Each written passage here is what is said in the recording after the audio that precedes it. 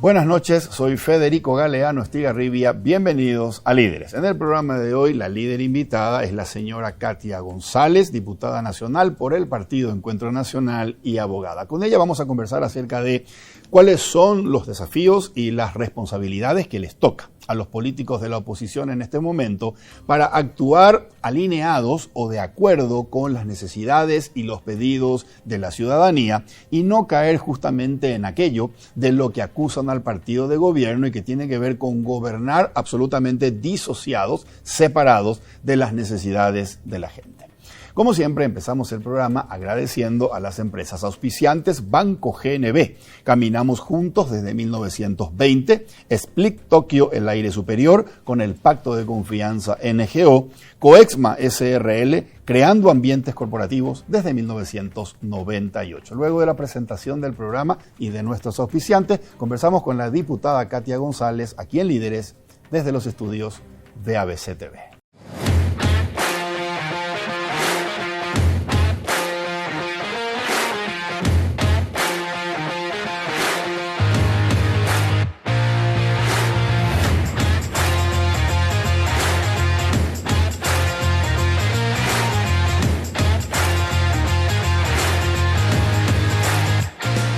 Líderes es presentado por Banco GNB, Caminamos Juntos desde 1920.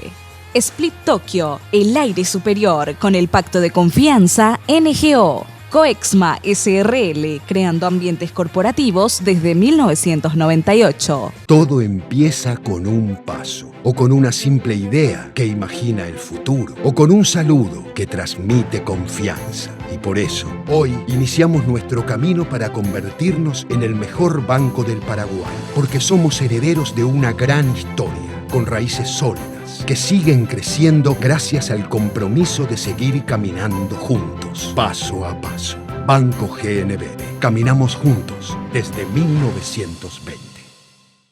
Este Split no viene del futuro, pero parece.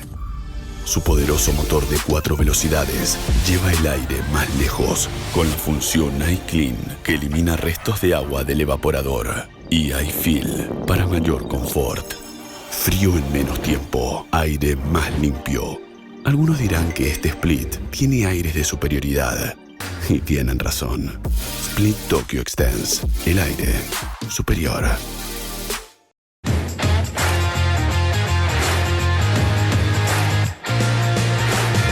Ya estamos en compañía de la diputada Katia González. Katia, buenas noches. Muchas gracias por acompañarnos en Líderes. Muy buenas noches, ¿cómo está Federico? Encantada, acá a disposición de vos y de la audiencia también. Muchas gracias. Katia, ¿nacida dónde? ¿En Asunción? Nacida en Asunción, en el Sanatorio Americano, acaso de España. Okay. En realidad mis padres vivían en Pedro Juan Caballero, ellos se conocieron, se casaron ahí. Mi primer hermano fallece en Pedro Juan, entonces ellos ya se quedaban con temor, entonces todo el tratamiento prenatal de mi mamá y mi nacimiento se dio en Asunción, pero después nos mudamos y estuve hasta los 5 años más o menos en Pedro Juan y después ya definitivamente se afincaron en Asunción porque papá también empezó a estudiar Derecho y bueno, le permitían hacer libre hasta el 4º año y a partir del 4º había una materia con Encina Marín que tenía que ser sí o sí presencial y entonces se mudaron a Asunción. ¿Y cómo se llaman, papá y mamá? Marcial González Saftrán, abogado, laboralista. Zully Cristina Villanueva de González, ella es escribana pública. Ambos estudiaron ya casados. ¿Por qué activás en política? Y por una cuestión de testimonio de vida y de familia, ¿verdad? Mi padre fue un gran luchador en contra de la dictadura, del régimen de Alfredo Stroessner. Él era abogado, sindicalista, estaba, digamos, siempre muy asociado a los gremios, a los sindicatos de médicos, de periodistas. Y bueno, yo tengo un testimonio muy, muy marcado en mi infancia de ollas populares, de persecuciones. Él militaba en el Partido Revolucionario Febrerista. Entonces, bueno, más o menos que yo me acuerde en mi infancia, 9, 8 años, ¿verdad? Por lo menos una veintena de veces preso cada vez que iba a averiguar acerca de alguna persona que iba presa, ya sea por reunirse, por manifestarse, él quedaba también preso, ¿verdad? Entonces eso marcó un poco a fuego todo lo que hace al testimonio de lucha de la familia. Okay. Y bueno, y a partir de ahí nace un poco la beta, después ya me involucré en los centros de estudiantes, en todo lo que hace a la lucha gremial, en mi época ya de abogada. Y bueno, ahí nace un poco mi interés por lo público, ¿verdad? Okay. Más allá de que hoy estoy ejerciendo casi por accidente un cargo de diputación, en realidad hago política social, política ciudadana desde muy joven. Ok. ¿Qué opinas de las personas que dicen, no me quiero meter, más allá de que puedo estar interesado por problemáticas sociales, porque no me quiero ensuciar en la política? Que se equivocan, que es una decisión desatinada, ¿verdad? Que es una decisión que agrede todo lo que podemos transformar en el país. Porque cuando nosotros miramos a la política por encima del hombro y decimos que es para otros, ¿verdad? Que finalmente solamente otros merecen ensuciarse, entre comillas, ¿verdad? Lo que hacemos es permitir que exista un monopolio del ejercicio del poder por parte de los mismos de siempre. Esos que están hace 30, 35 años con las mismas prácticas y que lo único que quieren es justamente que cuanto menos gente se involucre, más posibilidades ellos tienen de permanecer.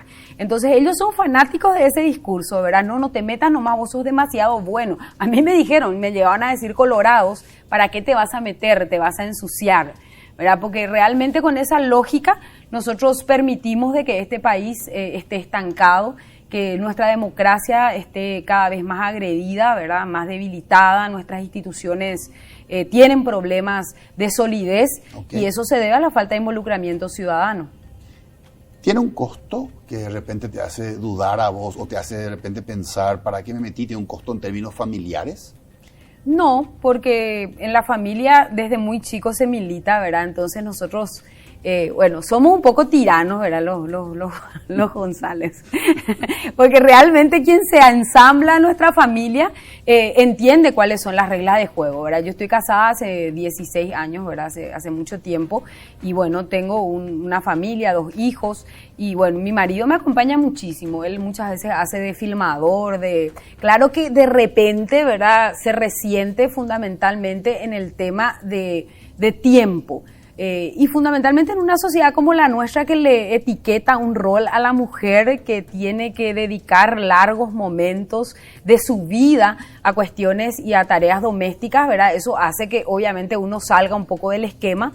Y en mi casa hay una democracia realmente igualitaria en donde nos apoyamos, donde todos nuestros hijos, que son 2 varones, están educados en esa línea, ¿verdad? En donde todos colaboramos de manera tal a que cada uno pueda realizarse. Esta es mi pasión, Federico. O sea que para mí no existe otra posibilidad y hoy me ven un poco más visible, pero en realidad yo invertía muchísimo tiempo, casi el mismo que invierto hoy, desde el ejercicio de la función pública en la lucha gremial, por ejemplo, ¿verdad?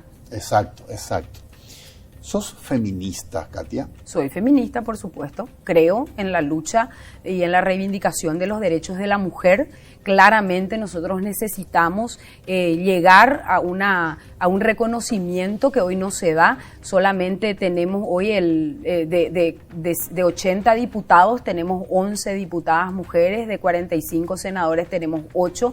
Tenemos solamente un 5,13% de concejalas municipales, de candidatas a intendente. Entonces evidentemente que la conquista de los espacios de poder por parte de las mujeres, espacios protagónicos, no de segunda línea, sino realmente protagónicos, son necesarios para darle a la política y a la función de gobierno una mayor equidad, mayor equilibrio entre esa visión. Mi padre siempre me decía, ¿verdad?, que la sociedad es como un pájaro, tiene 2 alas, y para que ese pájaro pueda volar necesita ese equilibrio.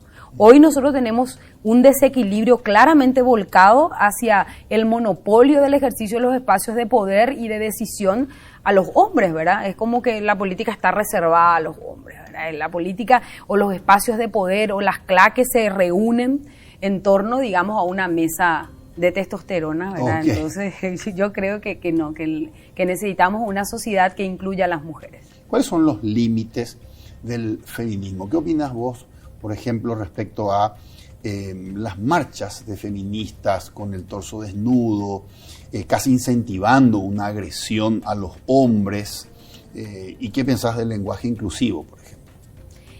Bueno, en realidad, yo el lenguaje inclusivo, empezando por lo segundo, considero que es ya de una distorsión. El tema del todes, el tema, creo que nosotros tenemos que, yo amo la literatura, ¿verdad? Y no sé si por eso mismo hace que a veces me resulte un poco chocante el hecho de intentar feminizar cada uno de los objetos, cada una de las cosas. No me veo leyendo ese tipo de literatura. A lo mejor es porque curto mucho los clásicos, ¿verdad? O sea que por eso me cuesta un poco mirar eso, ¿verdad? Con respecto a las marchas, yo creo que, bueno, en todos los lugares hay excesos, no podemos satanizar a todo, pero creo que hay importantes reivindicaciones que se dieron a través de la visibilidad. No creo en los extremos, no creo en la lucha agresiva, no creo no creo en la superioridad digamos, de la mujer por encima del hombre, ¿verdad? Entonces muchas veces es muy importante también medir el lenguaje, porque en lugar de sumar adeptos, lo que uno hace es, digamos, justamente generar que la discusión se torne, digamos, periférica y se olvide cuál es el mensaje que uno está tratando de comunicar. Correcto. Katia, ¿crees que en una eventual posición ejecutiva en el futuro que te toque, presidenta de la República, vicepresidenta, jefe de gabinete o ministra, ¿te consideras que tendrías las mismas habilidades o capacidades de gestión ejecutiva que las habilidades que tenés para el debate parlamentario? Sí, sin lugar a dudas, uno debe, digamos, en su formación misma es un desafío superior, ¿verdad? El espacio parlamentario es un espacio mucho de posicionamiento de ideas, digamos, de cabalgar también en algunos proyectos, y obviamente que desde el sector ejecutivo se requieren otras habilidades. Particularmente yo creo que estoy preparada, ¿verdad? Toda la vida me formé para eso. Esto requiere también una visión de equipo. Yo soy de jugar en equipo, ¿verdad? Ninguna persona. Yo creo que tenemos que desterrar en el Paraguay el tema de que será el superhombre o la superheroína la que va a venir a salvarnos de la situación. Creo que el trabajo que va a dar frutos es el trabajo en equipo, es el trabajo pensado, meditado, programado, es el trabajo que tenga ideas, que tenga propuestas, que pueda concentrarse en el debate acerca de qué modelo de país queremos. O sea que ningún jefe de Estado, ningún ministro estratégico va a poder llegar a nada, sea hombre o mujer, si no sabe hacia dónde va. Yo creo que por ahí un poco pasa las grandes dificultades que tiene el Paraguay. Uno le pregunta, ¿por qué? Porque tenemos maquinarias electorales. Acá lo que la gente hace es capturar el poder, pero no sabe ni siquiera para qué quiere el poder, ¿verdad? Entonces cuando uno le pregunta y trata de pasar en limpio, y esto es un ejercicio sociológico interesante, uno ve que en realidad no hay ideas, no hay un norte. Hacia acá vamos, ese es nuestro destino que planificamos. Entonces, de aceptar alguna vez un cargo ejecutivo sin tener ese registro de hacia dónde vamos a ir, ni siquiera vale la pena tomarlo, ¿verdad? Correcto. Fin de semana pasado, 50.000 personas se vacunaron. A partir de la ampliación de la franja de edades para vacunarse, hubo una enorme cantidad de paraguayos, 50.000 personas que se vacunaron. ¿Te parece que esto puede estar representando, estamos viendo la luz al final del túnel? Yo creo que hay mucha esperanza, ¿verdad? No solamente en la franja etaria que ahora le toca, digamos, inocularse, sino también en nosotros, que estamos pendientes de que se vayan cumpliendo las etapas, que vayamos recibiendo las vacunas. Creo que hay una gran porción de la población que entiende, que mira el entorno y la región, que mira cómo las vacunas son justamente la posibilidad de reactivar economías deprimidas, casas quebradas, ¿verdad? Trabajos, sueños y emprendimientos. Nosotros los políticos hablamos mucho con la gente, ¿verdad? Y se te quiebra el corazón cuando te cuentan testimonios de cómo un pequeño emprendimiento que realmente en una familia llevó todo lo que había, que con la pandemia tuvo que cerrarse, ¿verdad? La semana pasada fui a Itá a donar los cupos de combustible porque considero que realmente no merecemos recibir ese privilegio los diputados, entonces yo hago mis recorridas llevando y revirtiendo a la ciudadanía. No puedo eliminar el privilegio porque no tengo los números, pero sí puedo decir y tener una conducta coherente con lo que digo y rechazarlo, ¿verdad? Y reinsertarlo en la comunidad. Y se me acercaba un bombero voluntario justamente de la compañía de Itá y me decía, yo perdí todo. ¿Por qué? Porque yo vendía minutas. ¿Para qué? Para las cantinas de las escuelas y de los colegios de Itá. Sí. Entonces, cuando se cierra, y ya llevamos cerrado bastante año y medio, no hay espalda que sostenga, digamos... Se quedó sin ingresos. Se quedó sin ingresos, con una deuda enorme, porque para mover el flujo de clientes que tenía, también tuvo que endeudarse, comprar maquinarias, etcétera.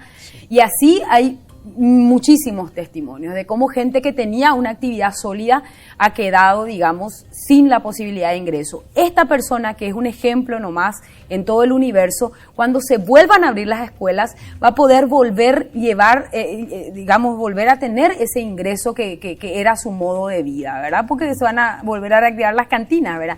Entonces, de ahí lo necesario de la esperanza que tiene mucha gente, y creo que la generación de los 50 le tapó la boca a mucha gente, ¿verdad? Correcto. Le tapó porque salieron, respondieron, esperaron lo que no se tiene que esperar, ¿verdad? Es mucho, 7, 8 horas, ¿verdad? Pero lo hicieron. Y lo hicieron en nombre de muchos paraguayos, en nombre del dolor de más de 10.000 familias. Y bueno, yo creo que sí es una luz de esperanza. Katia, esperanza es igual a vacunas, sin duda. Sí.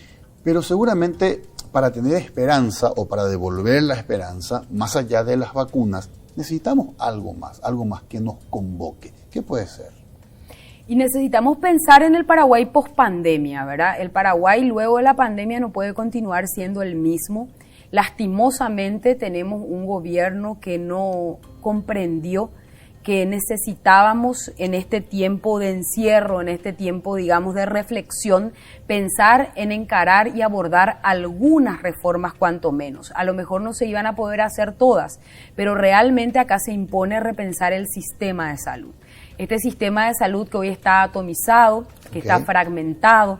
Por un lado tenemos al Ministerio de Salud como órgano que provee el servicio y como órgano de rectoría. Eso no se ve en ningún país que tenga un sistema de salud exitoso. El Ministerio de Salud tiene que ser un órgano rector y ya, para justamente controlar que el servicio de salud se dé de una manera diferente. Tenemos el Ministerio de Salud por un lado, el Instituto de Previsión Social por el otro, los consejos locales de salud que dependen de las municipalidades, y también tenemos algunos que dependen de gobernaciones. Entonces, no hay un sistema de compras públicas que pueda ser eficiente. Es por eso que tenemos, y nosotros un grupo de diputados lo hemos denunciado, compras de un barbijo, que es la misma cosa en el IPS a 10.000, en el Ministerio a 4.000, en los consejos locales de salud a 15.000, en la DINAC a 18.000. O sea que tenemos un sistema de compras públicas y algunos de ellos con los mismos proveedores que necesitamos revisar para una mejor calidad de gasto. Estas son reformas necesarias de encarar. Por otro lado, esta pandemia desnudó nuestras fragilidades, digamos, más miserables. Nosotros no tenemos carreras técnicas y universitarias que sean prioridad para el Paraguay, y estamos ya desperdiciando varios años del bono demográfico. Decirle a los chicos qué es lo que necesitamos. ¿Será que necesitamos seguir fabricando abogados? ¿O necesitamos pensar en otras profesiones cuando hoy vemos carencias? Porque la gente cree que podemos abrir nomás terapia. En realidad no tenemos terapista, entonces necesitamos personas formadas en esa área, necesitamos gente que piense en energía, necesitamos gente que se instruya en mandos medios, que dejemos de desdeñar la educación dual. Nosotros hemos presentado un proyecto de educación dual que lastimosamente no resalta en el interés de la clase política. En Alemania tenemos el 66% de las escuelas que se forman en educación dual. Estamos hablando de mandos medios, necesitamos plomeros, necesitamos toda la parte de electricidad, toda la parte de refrigeración. Hay muchas carencias en esa área, justamente porque no le damos la importancia. Entonces yo tengo millones de ideas. Yo te cuento un libro, Federico, ¿verdad? Que es Cartas a Marito y Muchas la sordera gracias. del Estado burocrático. Son 8 cartas escritas en pandemia, en donde hacemos justamente esta referencia de qué queremos para el Paraguay. Okay. Nosotros lo ofrecimos y lo cedimos de manera generosa, porque es parte de nuestra responsabilidad también como políticos al Ejecutivo. ¿Por qué la sordera del Estado burocrático? Porque a Mario Abdo Benítez y a su equipo nunca le interesó proponer nada en esta pandemia. ¿Por qué? Porque nos encerraron para robarnos. Correcto, correcto. Muchas gracias, Katia. Te quiero hacer algunas preguntas Sí. sobre el contenido de alguna de estas cartas. Pero antes, Katia, contéstame lo siguiente. Me describiste un sistema que no funciona en lo sanitario, no funciona en lo educativo. Inclusive dijiste que este sistema nos encerró para robar. Y estábamos hablando de la esperanza. ¿Qué responsabilidades sentís que tenés vos como oposición de generar esa esperanza para la ciudadanía a partir de un proyecto que nos ilusione de que esto puede cambiar? Estoy hablando de un proyecto que tenga posibilidades en las presidenciales 2023. Lastimosamente, yo repito, las individualidades pueden sugerir, pueden proponer, pueden gritar, pueden llorar, pueden frustrarse, pueden denunciar, pero no van a salir adelante si no se construye un verdadero equipo que sea capaz de mirar al país y a ese estado de justicia al cual hay que apuntar, donde el Estado satisfaga las necesidades mínimas, donde podamos tener un estándar en educación, un estándar en salud, y a partir de ahí, digamos, ir pensando que todos los lujos debemos costearlos nosotros los ciudadanos por nuestro lado. Sin embargo, el Estado tiene que tener un compromiso social que apunte a estos estándares mínimos, ¿verdad? Nosotros tenemos propuestas. Creo que somos también desde la oposición una gran decepción para la ciudadanía, porque justamente no pudimos aglutinar el pensamiento de un modelo para enfrentarnos al status quo, ¿verdad? Mucho más pudimos haber hecho en esta pandemia, mucho más pudimos haber exigido, mucho más pudimos haber radicalizado también, si se quiere, en nuestras posiciones para obtener beneficios a corto, a mediano y a largo plazo. No lo hicimos porque somos también un reflejo de lo que es la forma de concebir la política, que no es un servicio público, sino que uno realmente, y en la gran mayoría, yo te digo, de mis colegas, lo que están haciendo es servirse de la política, ¿verdad? Incluyendo a representantes de la oposición. Por supuesto. Ok. Vos sabés, Katia, que hay muchísima gente joven que se incorporó al padrón porque tiene ya la edad para votar. Y mucha de esa gente joven está desencantada con la política tradicional y quiere ver alternativas de cambio. Pero las expectativas de esa gente es verlos a ustedes construyendo o tendiendo puentes que formen una coalición o una concertación opositora. ¿Por qué es tan difícil? Y porque hay muchos intereses que confluyen. Nosotros estamos en una etapa de convergencia, en donde las nuevas prácticas están llegando y las viejas prácticas no terminan de irse. Esas viejas prácticas, si bien hay que cargar la tinta y la responsabilidad de una manera muy especial en el Partido Colorado, no dejan de estar ausentes o presentes, en el Partido Liberal, ¿verdad? Y en otras nucleaciones políticas. Entonces nosotros cuesta muchísimo porque justamente esas viejas prácticas no tienen el más mínimo interés de generar un proceso de transformación, porque quieren capturar el poder por los mismos motivos que actualmente están los actuales. Entonces ese es el problema principal de la oposición.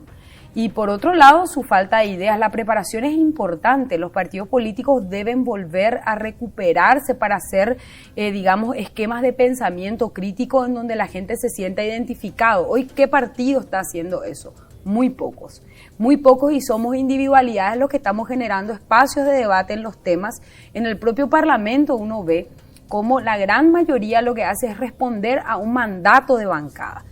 Vos le preguntás individualmente por qué apuesta a una determinada ley y no va a saber decirte, te va a decir porque el líder me dijo que tengo que votar así. Entonces hoy tenemos también chocamos con una falta de preparación, lo cual no implica un título universitario. Yo quiero también ser clara con eso, ¿verdad? Porque si no vamos a estar elitizando la política solamente para gente que digamos está en un nivel intelectual. Hay mucha gente que desde la intuición, que desde el testimonio de vida puede aportar muchísimo, pero que no está sentado en el Parlamento. Entonces esa gente es la que hay que rescatar, porque con esta clase política de oposición que hoy tenemos, va a ser muy difícil lograr una baldosa de transformación. Correcto. Hablaste de un Estado de justicia. Hablaste también de un proyecto común, a partir de lo cual todos los que asuman una posición ejecutiva tendrán un norte. Para lograr ese proyecto común, para lograr ese Estado de justicia, ¿son los colorados los enemigos? No sé si son los colorados, es la claque colorada, la que es la enemiga, es la claque. Yo creo que podemos construir con un montón de personas afiliadas a ese partido este proyecto, ¿verdad? De hecho que tiene que ser inclusivo, nosotros no podemos generalizar, porque yo misma estoy diciendo, ¿verdad?, que ni siquiera hay un Estado puro en la propia oposición, ¿verdad? Sí. Entonces las generalizaciones son odiosas desde todo punto de vista.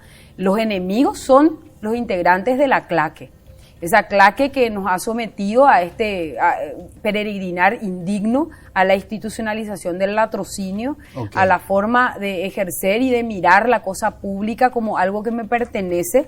La captura del poder trae, digamos, asociado la oscuridad, trae asociado los beneficios, las licitaciones amañadas y un montón de cosas. Acá el sector privado también tiene que mirarse al espejo, ¿verdad? Porque tenemos, este último evento aciago que se cobra la vida de 3 personas, que es el derrumbe de este puente.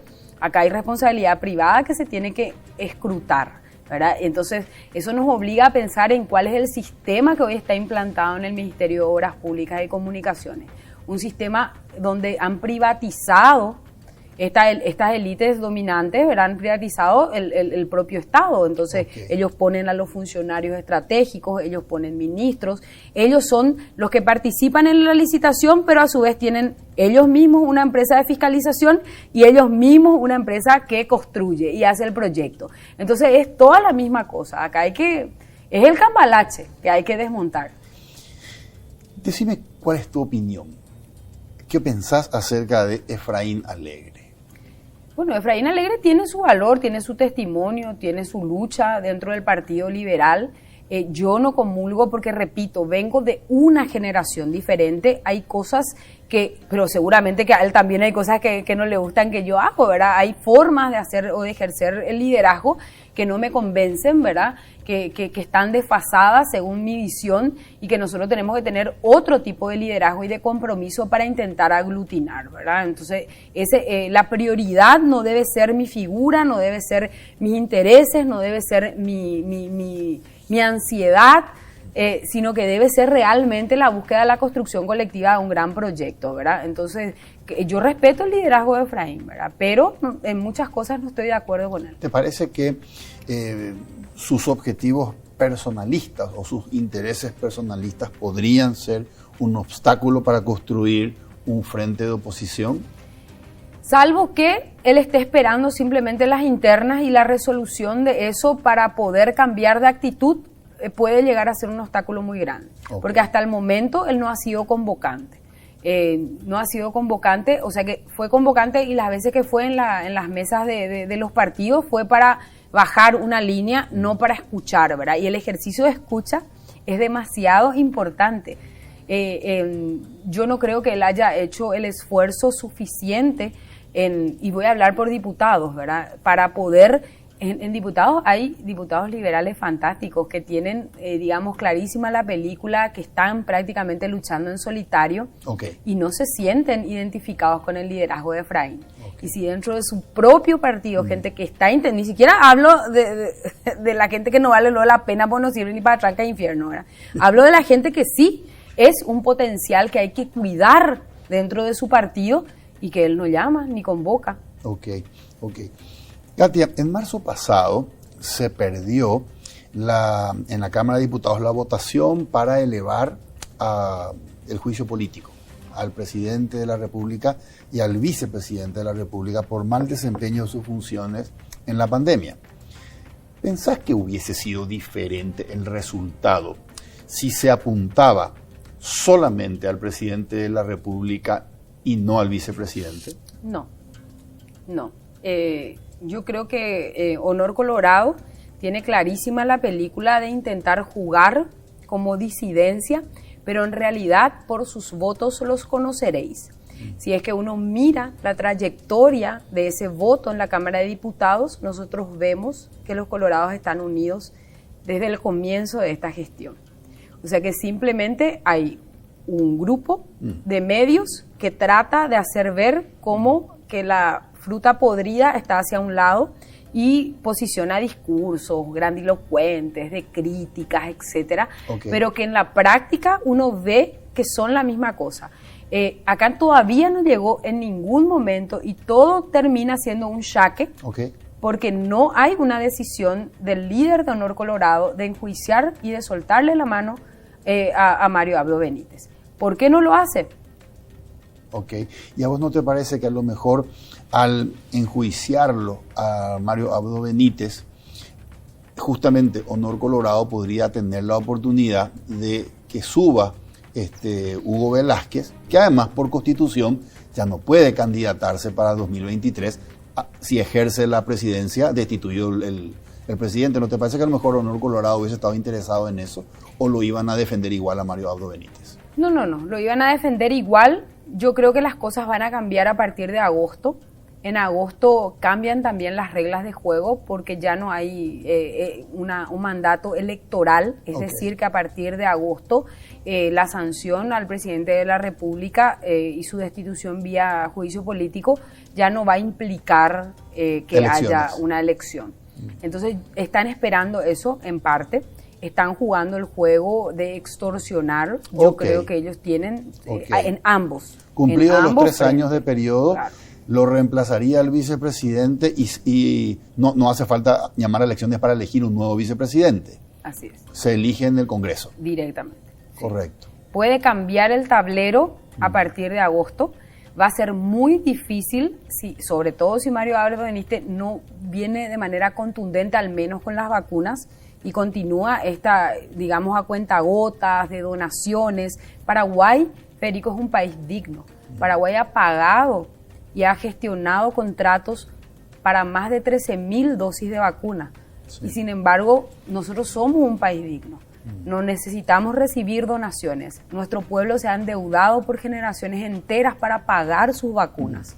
Sin embargo, hoy tenemos una pésima gestión, unos pésimos cálculos de todos los ordenadores de gastos y principalmente de Mario Abdo Benítez, de Hugo Velázquez, que es parte de su equipo, y de los sucesivos ministros de salud, quienes en lugar de decir a nosotros nos cuesta más barato pagar las vacunas y si teníamos que pagarlas más cara, yo te puedo asegurar que los paraguayos íbamos a estar de acuerdo.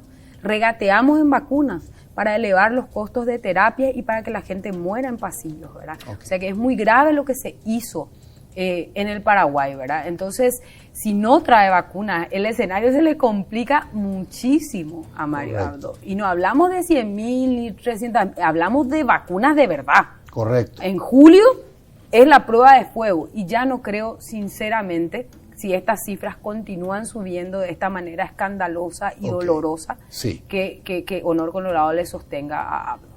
Claro, porque si esto no para septiembre estamos hablando de 20.000 muertos. Señor.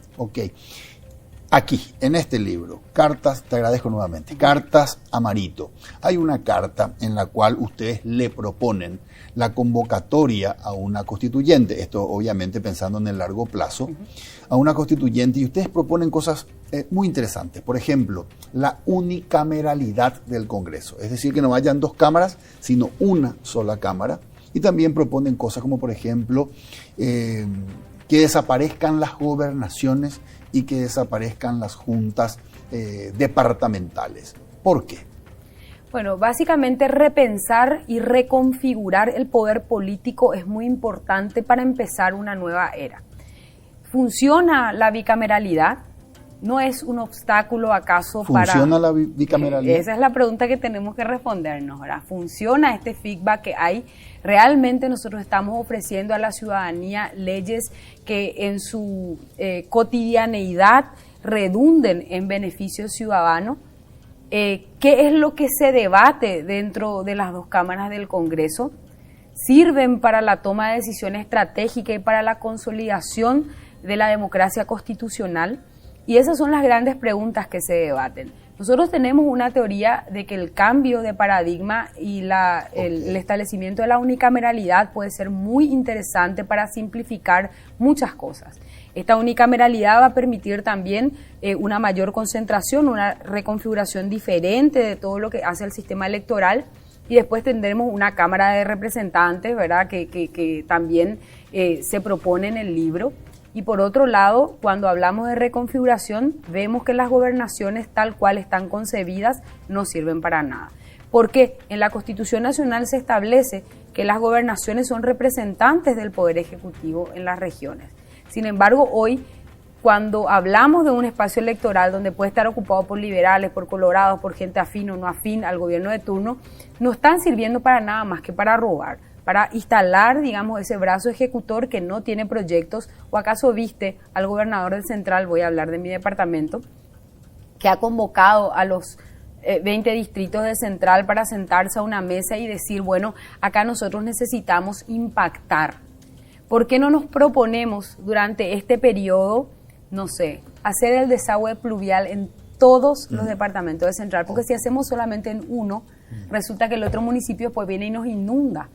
O sea que tenemos que tener un plan. Esa es la articulación que debe cumplir un gobernador.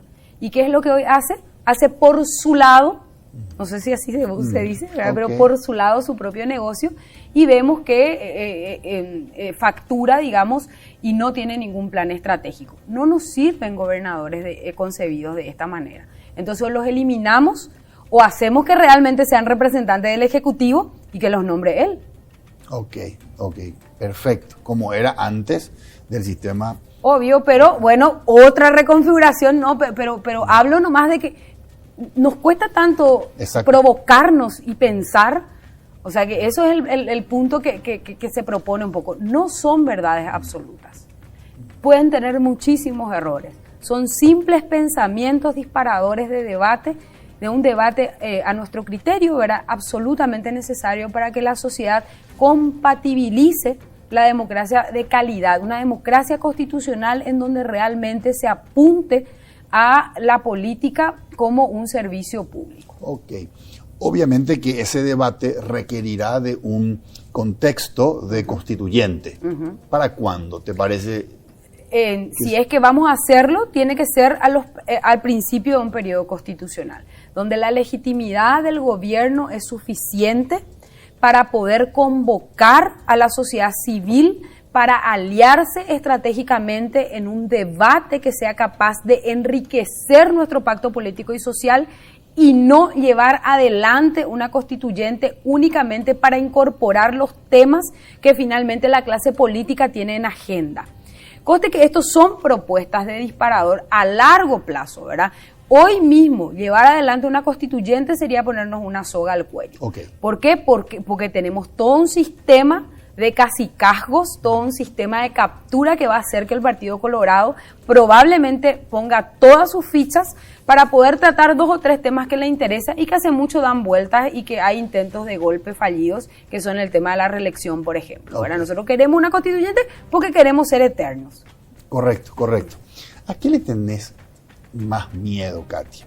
¿Le tenés más miedo a la continuidad de este Partido Colorado manejado por claques, como dijiste, en el gobierno, o al avance de movimientos socialistas, comunistas que puedan generar masa de seguidores aquí en el país?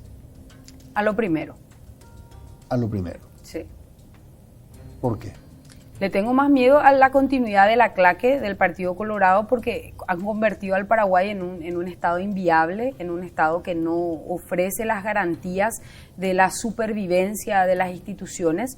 Nosotros apuntamos a ser así como estamos dirigidos, un protectorado de Brasil probablemente, ¿verdad? No tenemos condiciones de subsistir como un Estado independiente con soberanía si continuamos manejando la res pública de la manera que lo hace el Partido Colorado. El resto yo creo que son fantasmas. Son fantasmas, no digo que no se pueda dar, pero yo creo que la formación y fundamentalmente la juventud que tenemos hoy ya no está ideologizada ni tampoco tiene interés en apuntar hacia ese camino. Otras son las prioridades de los jóvenes, otra es la prioridad de la calle. Y puede haber, sin lugar a dudas, un grupo de trasnochados, gente que quiera imponer alguna suerte de ideología o qué sé yo, o como vos le decís, de comunismo, pero yo no creo que eso prenda a nivel de masas, ¿verdad? A ver, vos me decís, no creo que prenda a nivel de masas. Sin embargo, ejemplos como Bolivia, su elección presidencial del año pasado. La semana pasada, la elección ganó un comunista en Perú. El avance del comunismo en... Ganó un sindicalista en Perú. No sé si un comunista. No, es un comunista. Su partido es un partido comunista. El avance del comunista en Chile. Ahora está creciendo la popularidad de un señor de apellido Petro, que es comunista también en Colombia. Hay signos de avances de un comunismo que justamente se sirve de ese caldo de cultivo y que es la gente que está descontenta por los resultados del gobierno que tenemos. No, más allá de la ideología de un candidato que viene a romper el status quo en algunos países, le va a ser muy difícil avanzar en esas ideas, porque existe todo un esquema constitucional democrático previsto en la mayoría de las cartas políticas. No va a ser tan sencillo, entonces va a ser una persona probablemente más radicalizada, con ideas que hacen que la gente se despierte, que generan simpatía, pero que a la hora del ejercicio del poder va a tener que adaptarse a determinadas reglas. Yo soy una convencida de eso, ¿verdad? O sea que el mensaje que está dando, y hay un dicho que dice, ¿verdad? Cuando las barbas de tu vecino veas afeitar, pon las tuyas a remojar, ¿verdad? Y si es que nosotros estamos viendo ese avance y no estamos haciendo nada, bueno, pues que sarna con gusto no pique y que si pica no mortifica, ¿verdad? Porque quiere decir que la clase política no está a la altura para realizar las transformaciones y está esperando que esto ebulla, que esta olla a presión explote y no nos quejemos de las consecuencias después, Federico.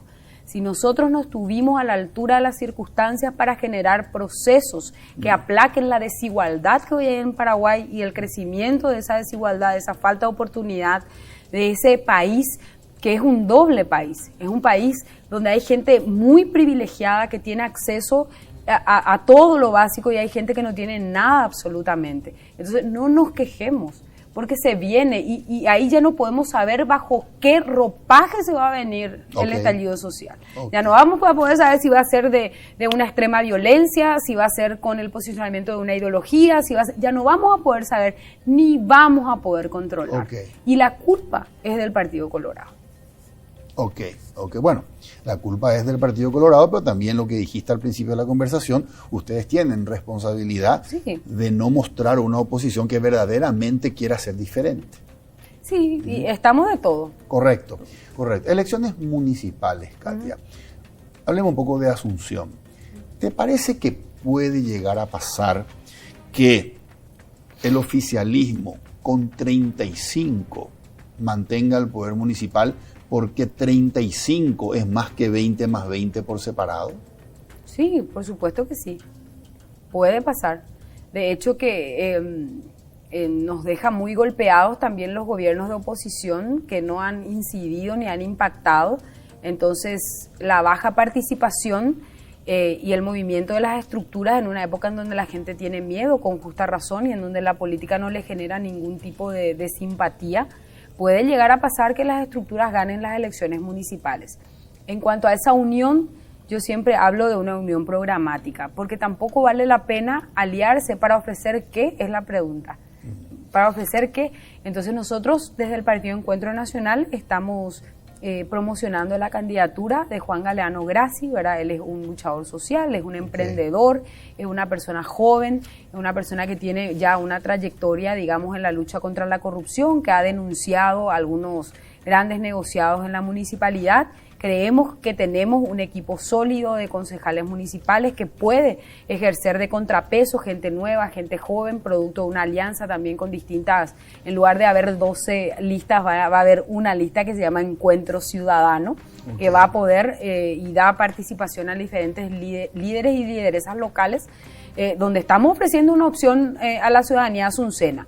Ojalá, porque tampoco somos, nosotros somos aliancistas, el encuentro es aliancista, el encuentro es, y ojalá se pueda dar que realmente el Partido Liberal, con Eduardo Nakayama, que creo que es un candidato de consenso, pueda tener la suficiente humildad para aglutinar, ¿verdad? Porque si ellos se dicen la segunda puerta y no pueden convocar a las terceras fuerzas, entonces ¿qué es lo que tenemos, verdad? Y por otro lado la tenemos en el escenario a Patria Querida, un partido que yo sinceramente creo que no va a apostar a la alianza. ¿Por qué? Porque tiene una línea individualista, no aliancista. Sabe que sea sobre la base de sus, y lo digo con mucho respeto, ¿verdad? Nosotros en la Cámara trabajamos muy bien con Patria Querida, pero estoy haciendo una descripción objetiva. Ellos son aliancistas cuando la alianza es a favor de ellos. Pero ojalá que en Asunción nos sorprendan realmente y podamos someternos a un escrutinio en donde se pueda dar una escucha activa de la ciudadanía para buscar un candidato único en la oposición de Asunción. Ok.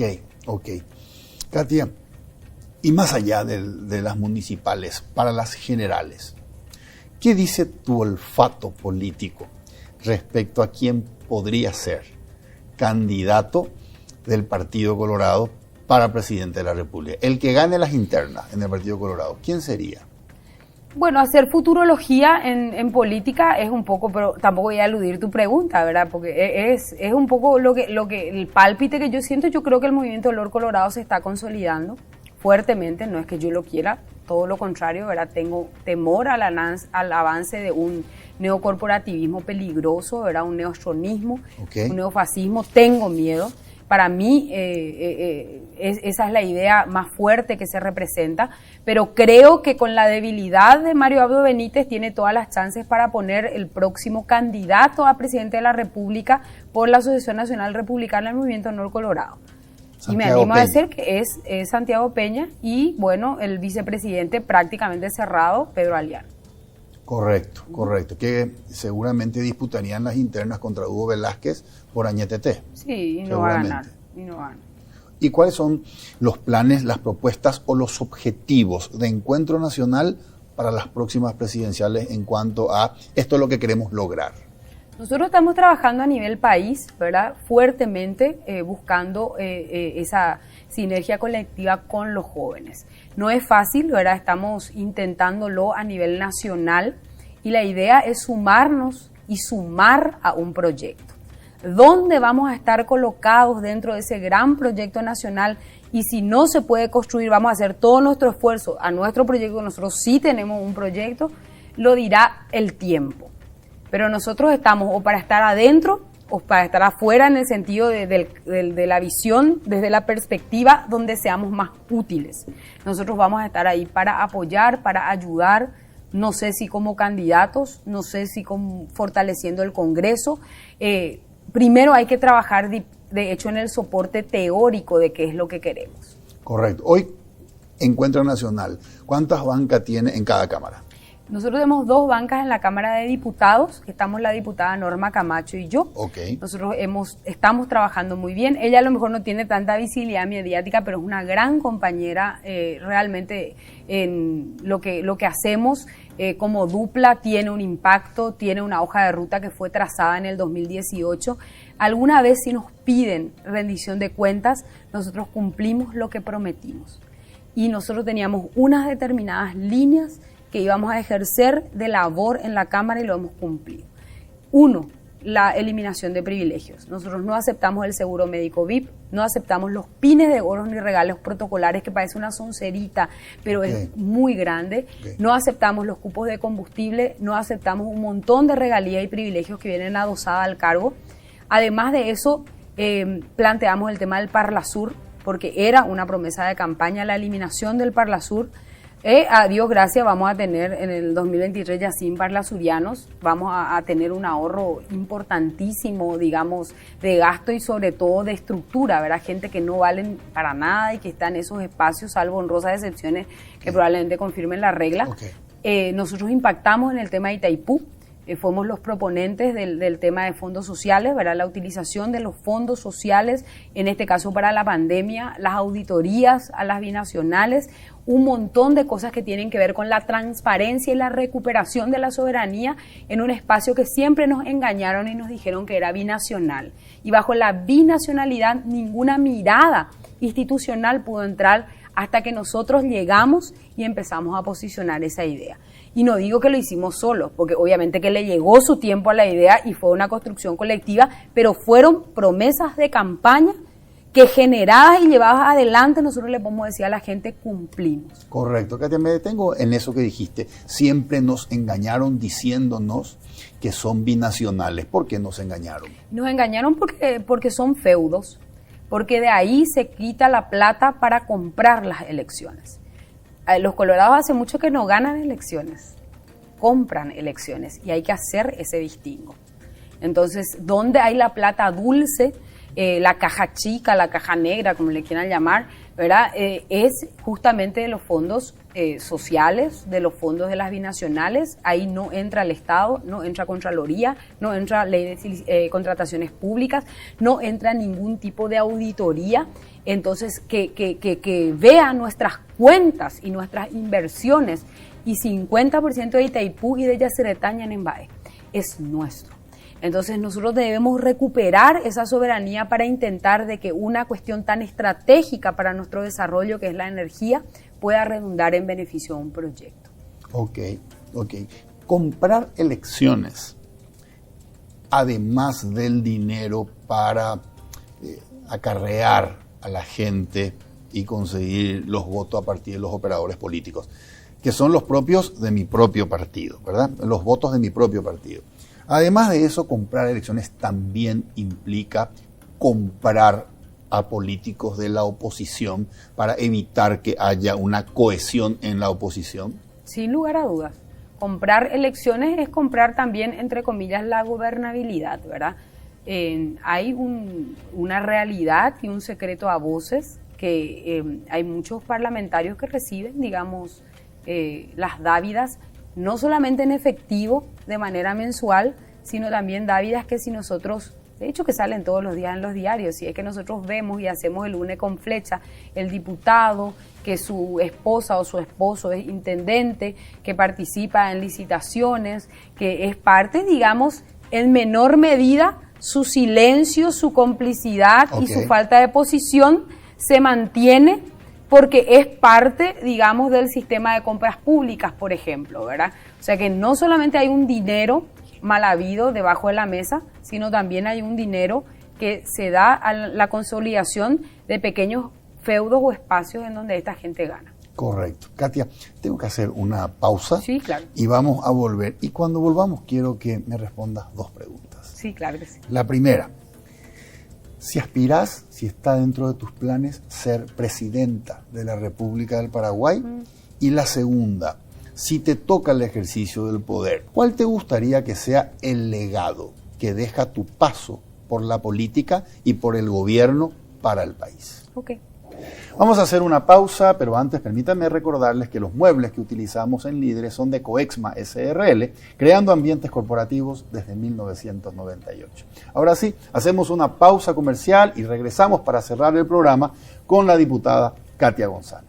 Todo empieza con un paso, o con una simple idea que imagina el futuro, o con un saludo que transmite confianza. Y por eso, hoy iniciamos nuestro camino para convertirnos en el mejor banco del Paraguay, porque somos herederos de una gran historia, con raíces sólidas, que siguen creciendo gracias al compromiso de seguir caminando juntos, paso a paso.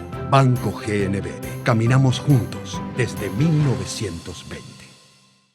Este split no viene del futuro, pero parece. Su poderoso motor de 4 velocidades lleva el aire más lejos con la función iClean, que elimina restos de agua del evaporador, y iFill para mayor confort. frío en menos tiempo, aire más limpio. Algunos dirán que este Split tiene aires de superioridad. Y tienen razón. Split Tokyo Extends. El aire superior.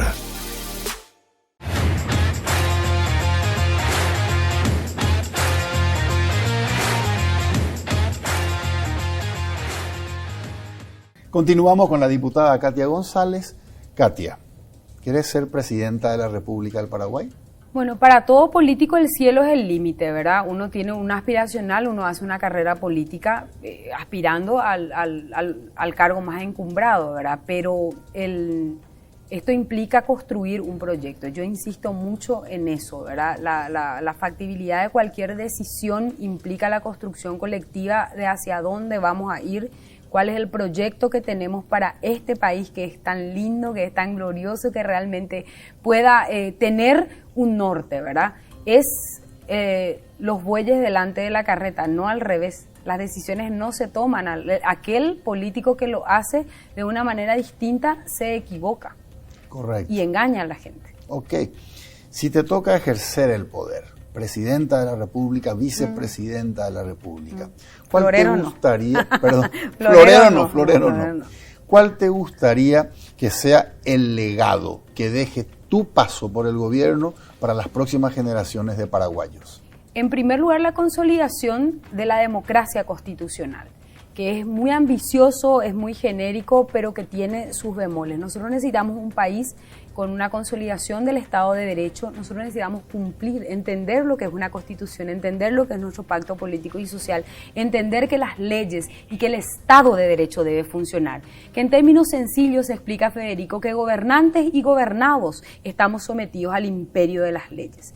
Si Paraguay no apuesta por eso, por la seguridad jurídica, por la consolidación de sus instituciones, habrá vivido en vano. Y estamos muy permeables y nunca vamos a jugar en las grandes ligas. Paraguay merece jugar en las grandes ligas, merece tener inversiones, merecemos tener un norte. O sea que si llego alguna vez a la máxima magistratura va a ser para luchar por la felicidad colectiva, que es esa que necesitamos. ¿Qué libro estás leyendo en este momento? Estoy leyendo varios libros porque estoy haciendo mi tesis. Entonces estoy leyendo muchos libros jurídicos y terminando de leer este fin de semana La insoportable levedad del ser de Kundera. Excelente. Yetu'ue. Así es. Katia, un gusto conversar contigo. Gracias por acompañarnos. Por favor. Soy Federico Galeano Estigarribia. Esto fue Líderes. Buenas noches. Líderes fue presentado por Banco GNB. Caminamos juntos desde 1920. Split Tokyo, el aire superior con el pacto de confianza NGO. Coexma SRL, creando ambientes corporativos desde 1998.